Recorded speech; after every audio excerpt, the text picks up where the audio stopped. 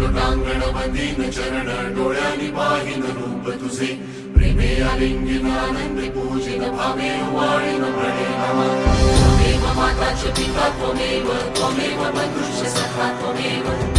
विद्या द्रव्यं त्वमेव सर्वं मम देव कायेन वाचा मनसेन्द्रियेण